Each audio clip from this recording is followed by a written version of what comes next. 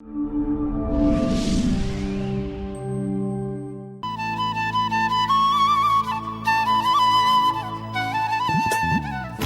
നിൽപ്പും നടത്തയും നോട്ടവുമെല്ലാം ശ്രദ്ധിച്ചോ? ഇല്ലെങ്കിൽ ഒരിക്കൽ കൂടി നന്നായി നോക്കിക്കോ. എന്തു പറയുന്നു?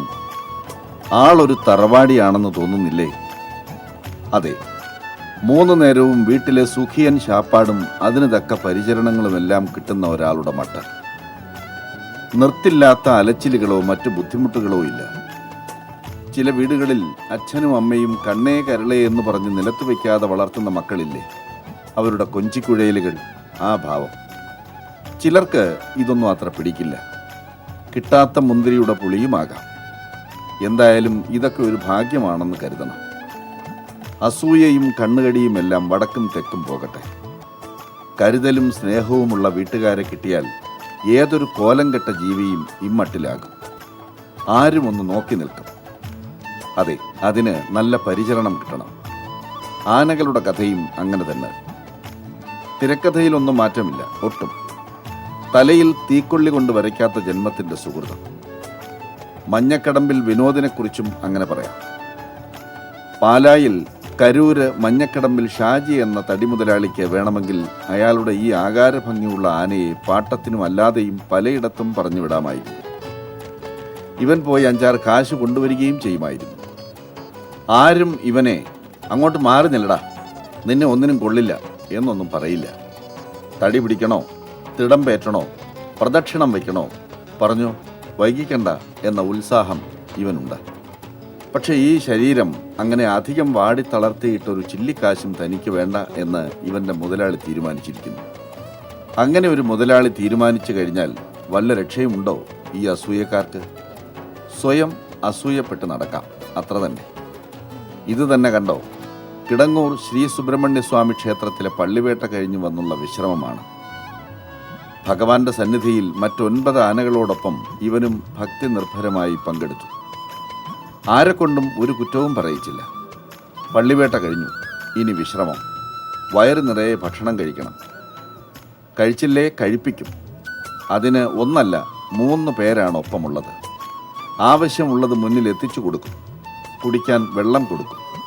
ഈ ഉഷ്ണം ഒന്ന് തണുപ്പിക്കാൻ മേലാകെ വെള്ളവും ഒഴിച്ചു കൊടുക്കും. പോരെ?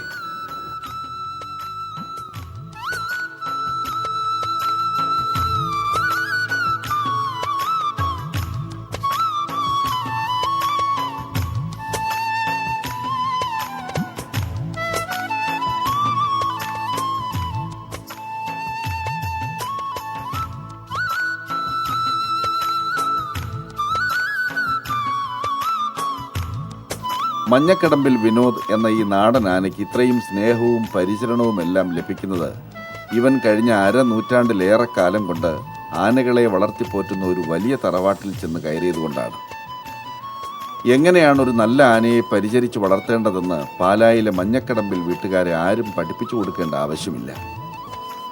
അപ്പൻ അപ്പൂപ്പന്മാരുടെ കാലം തൊട്ടേ ആ തറവാട്ടുമുറ്റത്ത് ആനകൾ നിന്നിട്ടുണ്ട്.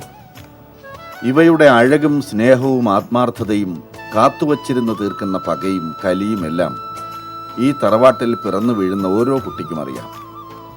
വടി കൊടുത്ത് അടി വാങ്ങുന്നതിനേക്കാൾ കൊടുക്കാതിരിക്കുന്നതിലെ ബുദ്ധിയാണ് ഷാജിയെ ഒരു നല്ല ആന പരിപാലകനാക്കുന്നത്. അതുകൊണ്ടെന്താ ഇവനിങ്ങനെ അധികം അലച്ചിലുകളൊന്നുമില്ലാതെ സാമാന്യം വൃത്തിയും വെടിപ്പും അന്തസ്സോടും കൂടി കഴിയാം. തെക്കും വടക്കും കിടന്ന് പായണ്ട. മണിക്കൂറുകൾ ലോറിയിൽ ഒരേ നിൽപ്പ് നിന്ന് കാലുകൾ തകർക്കണ്ട. മാറി മാറി വരുന്ന പാപ്പാന്മാരുടെ തോന്നിയാസങ്ങൾ സഹിക്കണ്ട. മഞ്ഞക്കടമ്പിൽ ഷാജിക്ക് ചില കണക്കുകളുണ്ട്. അതിലപ്പുറമൊന്നും ഇവന് പോകേണ്ട ആവശ്യമേ വരുന്നില്ല എന്ന് ചുരുക്കം. മഞ്ഞക്കടമ്പിൽ വിനോദ് എന്ന് അറിയപ്പെടുന്ന കൊമ്പനാനെ ഞങ്ങൾ പായിപ്പാട് തോട്ടക്കാട് മല്ലിയത്ത് പ്രദേശത്ത് നിന്നാണ് വാങ്ങിയത്. അതിനുശേഷം കരൂർക്കാരുടെ പ്രിയങ്കരനായി കരൂർ ഭാഗത്തൂടെ ഞങ്ങൾ നടക്കുകയും കരൂർക്കാർക്ക് പ്രിയപ്പെട്ടവനായി നടക്കുകയും ചെയ്ത വിനോദ് കോട്ടയം ജില്ലയിലെ മിക്ക എല്ലാ അമ്പലങ്ങളിലും പൂരപ്പറമ്പുകളിലും ഉത്സവങ്ങളിൽ തലയെടുപ്പോടി ഒന്നാമത് നിൽക്കുകയും കഴിഞ്ഞ വർഷം കിടങ്ങൂർ ദേവസ്വം ഗജശ്രേഷ്ഠ പുരസ്കാരം നൽകുകയും 4 വർഷം മുമ്പ് പാലാ മുരിക്കുമ്പുഴ ദേവീക്ഷേത്രത്തിൽ നിന്ന് ഗജകേസരി പുരസ്കാരം ലഭിച്ചിട്ടുണ്ട്.